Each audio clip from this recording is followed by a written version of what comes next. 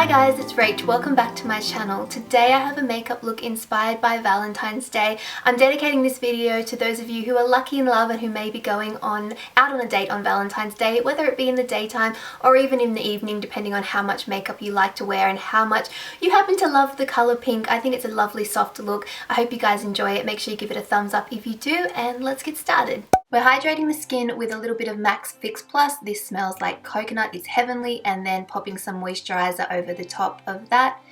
Moving on to foundation, I'm trialing the new Bourjois Air Matte. I don't know what I feel about this yet, but I do think it has a really nice soft matte finish, which is perfect for a date.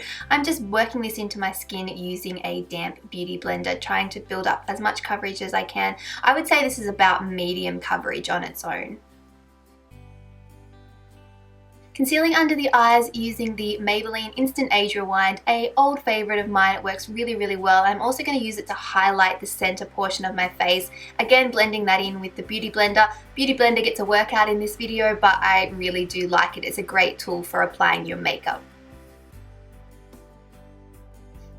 Since my skin isn't absolutely perfect, I am concealing any blemishes with the L'Oreal True Match Concealer. This is a great one, and working it in with the Beauty Blender. I'm really just using the tip of this. You can't really tell in the video, but I'm holding it really lightly and only tapping lightly as well. So only the very tip of the Beauty Blender is touching the skin, just to get the most precision kind of blending. Then we're going to mattify with a little bit of the Laura Mercier Translucent Loose Setting Powder. Applying this again with the Beauty Blender, this time just under the eyes, and then for the rest of my face I'm going to use the Charlotte Tilbury powder. This one's a little bit dark for me. It's the medium shade, which is why I tend to use it over the rest of the face, but not under the eyes because I want to keep that area nice and light. For brows, I'm using the Maybelline Brow Satin. This is a new one for me and I quite like it. However, the colour is quite dark. It's very similar to my natural brows. However, that is usually darker than I would generally go. I tend to lighten my brows a little bit to make them match more in with my hair, but I'm making it work. I'm just slowly applying this in small strokes to sort of mainly the outer part of my brow, fixing up the tail, and then I'm going to use the powder portion just to fill in any gaps throughout the body, softening those inner parts with my makeup sponge. And then I'm going to set everything in place with a little bit of clear brow gel. This one's from Anastasia. To prime my lids, I'm using a little bit of Benefit Stay Don't Stray. I love this one because it has a nice tacky base and it also conceals any kind of imperfections or discolorations you have on your eyelids. To bronze and contour kind of in one, I'm going old school using Benefit Hoola. This is a slightly cooler toned bronzer, so it kind of works if you want to do a soft contour bronzer sort of amalgamation. I'm just applying this mainly to the cheekbones and then up across the temples, a little bit along the chin. You guys know where to contour. I love this highlight. This has a really soft pink tone to it. This is the MAC Mineralized Skin Finish in Perfect Topping. I'm applying this with the 134 Luxe Powder Fusion brush from Zoeva, a favorite of mine for applying highlight. I'm also going to use a little bit of this as an inner corner highlight. Blush, I'm going cream this time. I really like this one from Maybelline. I apply a little bit to the back of my hand and then I find that it's the easiest to just work it into the skin using a duo fiber brush. It's called Just Pinched Pink, which I think is an apt name for it. Really nice for a flush to the cheeks. We're then going to go in with the Naked 3 palette for the eyes. I'm going to take a small amount of Limit onto a dome shadow brush and really work this into the crease, not being very particular about where I apply it, just really working it in there. I'm then using a flat shader brush and a little bit of Buzz to apply this to the lid in both the inner and outer corner. We're going for a slight halo placement here, but it's going to be quite soft and diffused, just building up that colour as needed, layering it up. Flip the same brush over and take a little bit of dust and highlight the center of the eyelid. Then going in with a little bit of Trick over the top as well.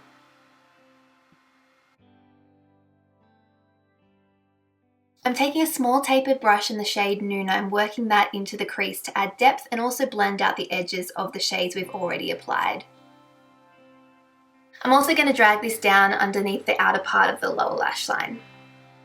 For a little bit more depth along the upper lash line, I'm going to take a push liner brush and the shade Factory and really work this into the lashes, kind of blending it in, really wiggling the brush into the lashes and then flicking it upwards a little bit just to create some definition right along that lash band.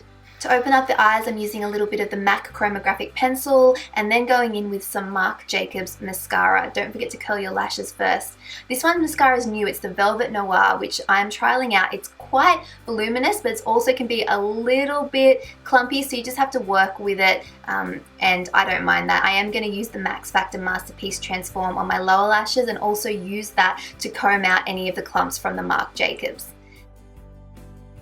Now for lips, I wanted a muted pink and I couldn't quite get it, so I decided to mix. I'm going to use MAC's Chatterbox to begin with, and then I'm going over the top with MAC Velvet Teddy, and I really love the lip colour that this combination gives.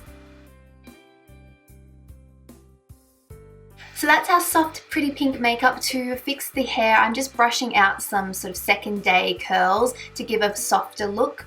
I'm then going to take a small section along one side of my hair and I'm going to do a small little 3-strand braid or plait. So I'm just doing this quite loosely, and then I'm going to pull out sections as well and then just pin it back to keep a little bit of hair off the side of my face and to add a little bit of interest. Really nothing too over the top here, just something simple to pair with our simple makeup look.